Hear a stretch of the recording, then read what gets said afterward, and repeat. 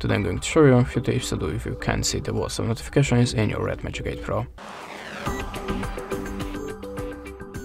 So if your WhatsApp notifications are invisible, at the start always check that you have activated the DND mode. So open the top menu, expand the icons, and now just look for the Do Not Disturb mode. Now make sure that you have this feature activated, like here.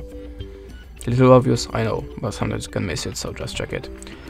After that, hold the finger on the WhatsApp icon and open the app info. Then go to the notifications, and of course you have to enable it, and after that open the additional settings. Then make sure that you have activated the high priority notifications in displays, and here. As you can see, now we have the switchers, so turn them all.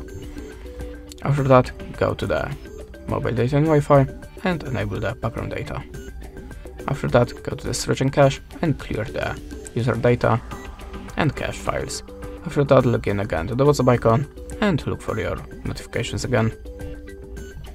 But if you still don't see your WhatsApp notifications, open the settings and tap on the More Connection settings, then swipe down to the Network settings, Reset Network settings, tap on the button, configure a pattern, and tap on this button again.